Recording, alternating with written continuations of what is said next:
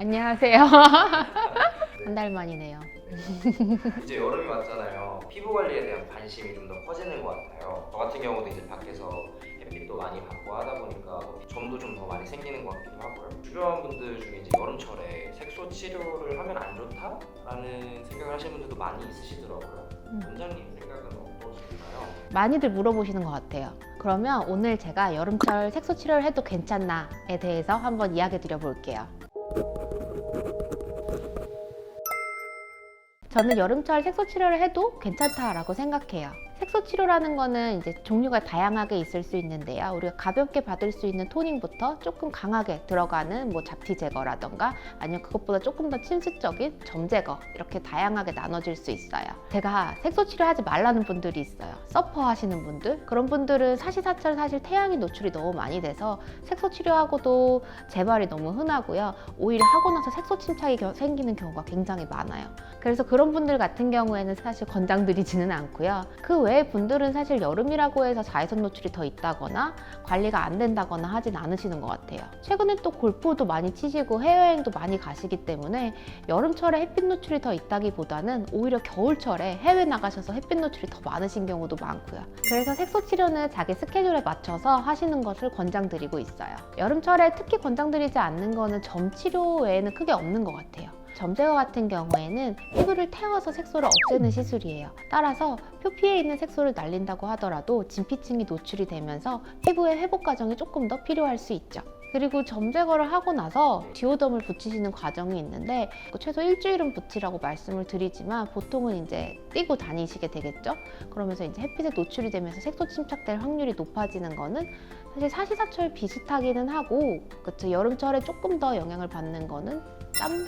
예를 들어 목 같은 데는 뭐 겨울이나 이런 데는 폴라티 입으니까 잘 가려지고 해서 오히려 더 관리가 쉽기는 하잖아요. 뭐 팔이나 이런 데도 뭐 점을 꼭 얼굴만 빼는 것이 아니니까. 그래서 그런 부위는 굳이 여름철에 안 하셔도 되지 않나 라고 말씀을 드리고, 얼굴에 있는 점은 뭐 휴가 계획이 특별히 없으시면 또 진행하셔도 괜찮다라고 말씀을 드려요.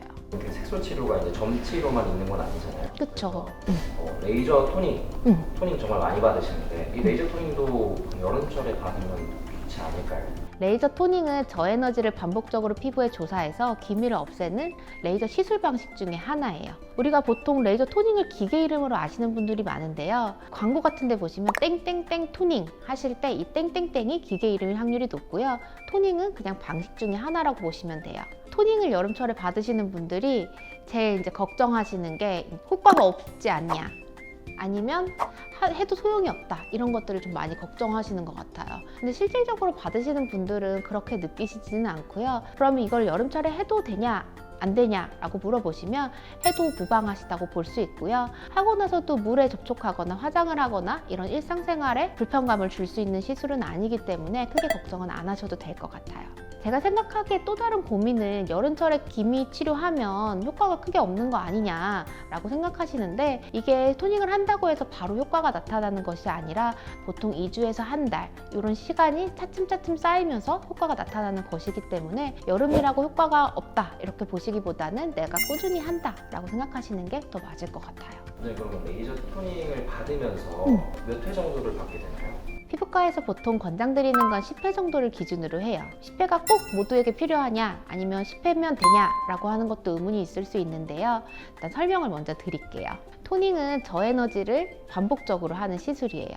근데 아무리 저에너지라고 하더라도 조금씩 에너지를 밑에서부터 맞춰가는 과정이 필요하고요. 처음 5회 정도는 나에게 맞는 에너지를 찾아가는 과정이다 라고 보시면 되고, 후반 5회 정도에 좀 본격적인 토닝 시술을 한다 라고 보시면 좋을 것 같아요.